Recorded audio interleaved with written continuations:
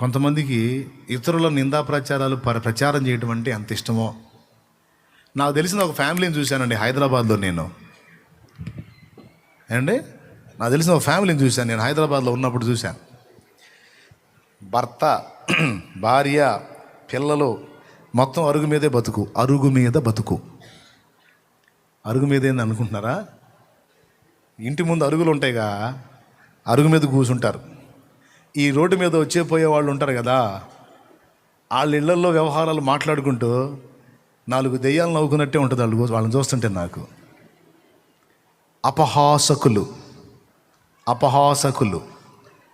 అరుగు మీద కూర్చుంటారా, గా ఏందే ఎట్టండా అని పలకరించి, అట్టయిందంటగా మాకు తెలుసులే, నువ్వు దాచిపెడితే మాకు తెలియదు, పబ్లిక్గా మాట్లాడుతా వాడిని అపహాస్యం చేస్తూ ఉంటారు. ఇక వాళ్ళు బయట కూర్చున్నారంటే వాళ్ళ ముందుగా ఎవడైనా వెళ్ళాలంటే వాడికి భయం పాపం. ఎందుకంటే పబ్లిక్గా అవమానంగా మాట్లాడతారు. వాళ్ళ ఇళ్ళలో ఏం జరుగుతుంది అన్నీ తీసుకొని అరుగు మీద కూర్చొని ఓపెన్లో అడుగుతుంటారు వాడిని. ఎంత బాధ! నిజంగా అసలు వీళ్ళ జీవితం ఏంది అనుకునేవాడిని నేను. కానీ నా కళ్ళారా చూసే వాళ్ళ మీదకి వచ్చిన దేవుని తీర్పు. ఘోరంగా నవ్వుల పాలైపోయారు వాళ్ళు. సంవత్సరాలు ఎంతో కాలం పట్ల కొద్ది కాలంలోనే చీదర అయిపోయినాయి వాళ్ళ జీవితాలు. అరుగుల మీద కూర్చొని వీళ్ళు 10 మందిని పంచుకున్నారు కదా, ఇక వీళ్ళు బతుకుని ఊరు మొత్తం పంచుకునేటట్టు అయిపోయింది. బ్రదర్, రియల్ నేను చెప్పేది, దారుణమైన అవమానకరమైన జీవితాల్లోకి వెళ్ళిపోయారు. దేవుణ్ణి ఎరిగిన వాళ్ళు, పరిశుద్ధాత్మను పొందిన వాళ్ళు అరుల మీద కూర్చొని నిగిలించుకుంటా సగిలించుకుంటా ఏంటంటగా మా ఏంటంటగా నీ దరిద్రాలు ఉండవు. ఒకవేళ ఏదన్నా తెలిసిన పరుని గుట్టు బయట పెట్టొద్దు అని వాక్యం ఉంది కనుక, సరే ఎవరి ఇళ్లలోనైనా ఇట్లాంటి సమస్యలు జరుగుతూ ఉంటాయి, పోనీలెబ్బా. ఒకవేళ వాళ్ళు ఏదన్నా జరిగిన దారుణాన్ని బట్టి కలత చెందితే అవసరమైతే దర్శించి, కృంగిపోవద్దు, చచ్చిపోవాలి, బతకాలి అనుకోవద్దు, ఇట్లాంటివి నడుస్తూ ఉంటాయి, పబ్లిక్ అలా ఉంది అని ధైర్యపరిచి వాళ్ళని ఓదార్చి వచ్చేటువంటి మనసు దైవికమైన మనసు. పక్కన అడక్కపోయినా సరే వీడు కదిలిచ్చి చెబుతుంటాడు, తెలిసిందా నీకు అంటాడు. ఏంటిది? ఓహో తెలియలేదా, కూర్చో చెబుతా. వీడి పండగ వీడు కావా అనిపించింది నాకు.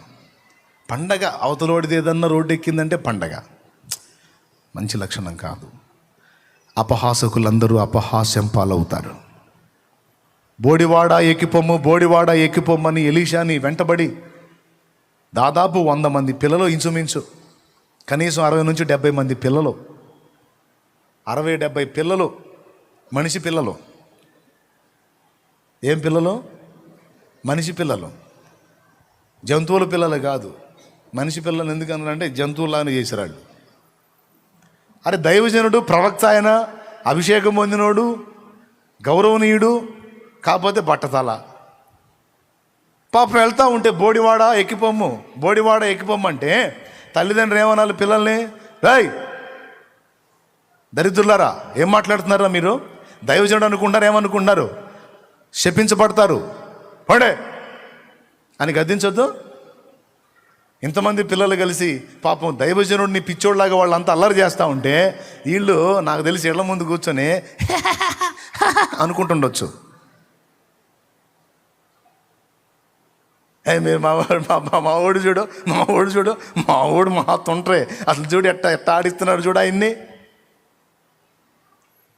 ఆయన మంచి ఫోర్స్లో ఉన్నాడు అసలుకే. ఈ పిల్లలకి వెళ్ళి చూశాడు, వాళ్ళ పెద్దోళ్ళకి వెళ్ళి చూశాడు. ఈ పిల్లలకి ఇంత అపహాస్యపు బుద్ధి ఎలా వచ్చిందంటే, ఈ దరిద్రం వీళ్ళది కాదు, వాళ్ళది. త్రోవన పోతున్న వాడెవరు? దైవజనుడా, దేవుని సంబంధ. ఒక దైవజనుడి గురించి ఇలా అనుకోవచ్చా, ఇలా మాట్లాడవచ్చా, ఇలా ప్రవర్తించవచ్చా, ఇలా వ్యవహరించవచ్చా? ఒకవేళ ఇలా మాట్లాడుకుంటే ఈ శాపం వచ్చింది కదా,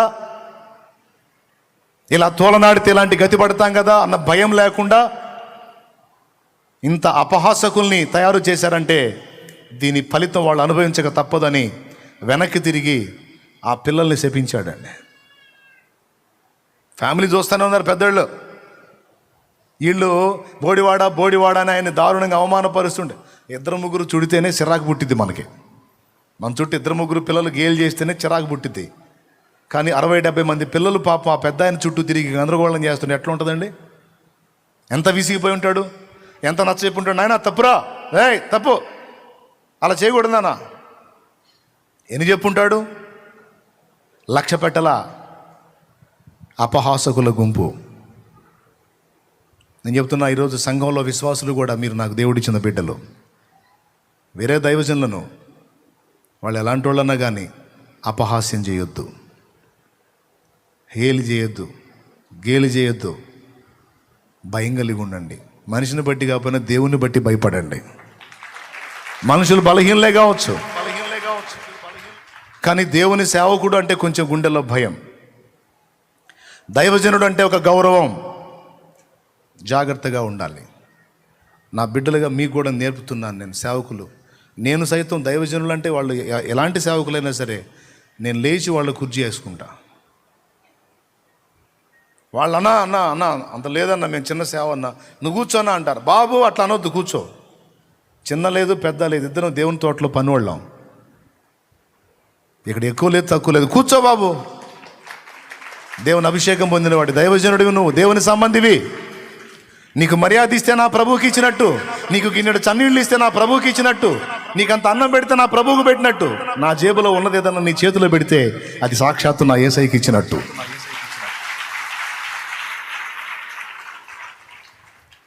కూర్చోబెట్టుకుంటా నేను. బిడ్డలారా, మీకు కూడా చెప్తున్నా జాగ్రత్త. నీ ఇంటి ముందుకు వచ్చిన దైవజనుడిని తోలనాడొద్దు, అపహసించొద్దు, తృణీకరించొద్దు.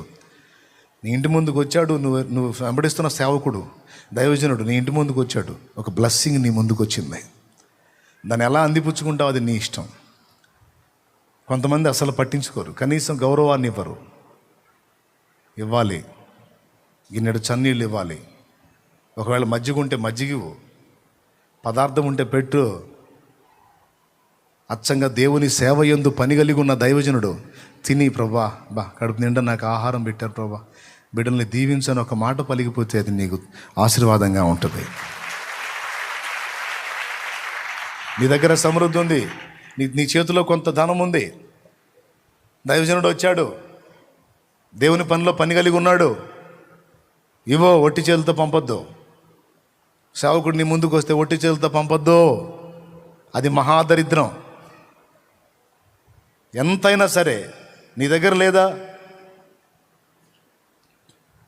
ఒక మరీ దరిద్రంగా 10 రూపాయలే ఉందా, ఆ 10 రూపాయలు 10 రూపాయి బిళ్ళలు ఉన్నాయా, 1 రూపాయి అయినా సరే ఆ చేతులు పెట్టి ప్రార్థన చేయించుకో.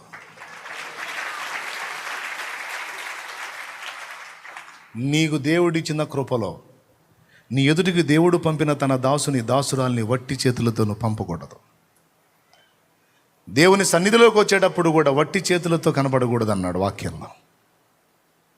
యెహోవా సన్నిధిని నీవు కనబడకు వచ్చినప్పుడు వట్టి చేతులతో కనపడకూడదు. దేవుని సన్నిధికి తోడుకొని రావాలి. ఎందుకంటే పరిశుద్ధులు ఉంటారు, దీనులు అభాగ్యులు ఉంటారు, వాళ్ళకి ఆహారం ఉండాలి సన్నిధిలో. హల్లెలూయా, హల్లెలూయా. ఒక దినాన నువ్వే రావచ్చు ఏమీ లేక, అందులోనే నీకు ఆహారం ఉంటుంది.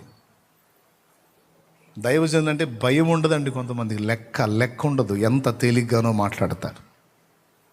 అపహాసకుల మైండ్. ఏమైంది గతి?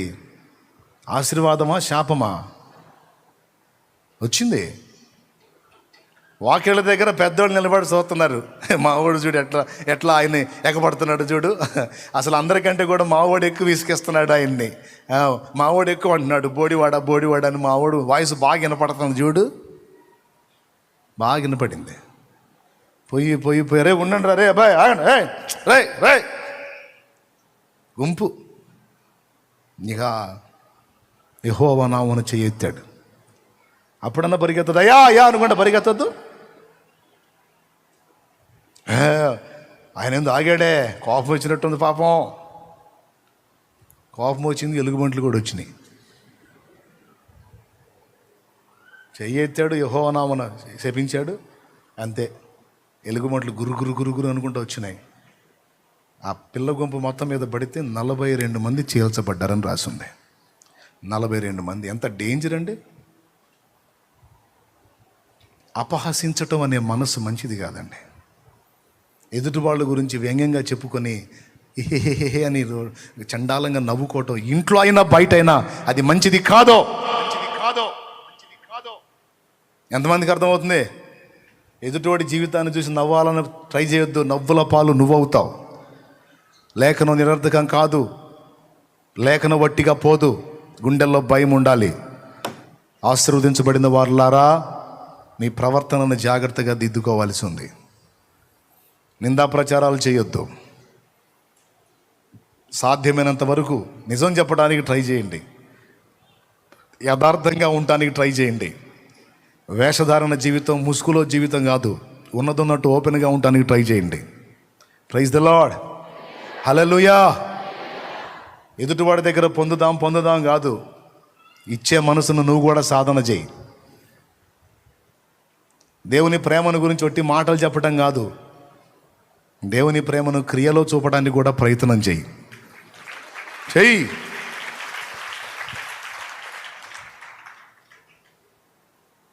ఇవన్నీ పట్టించుకుంటున్నాడు దేవుడు.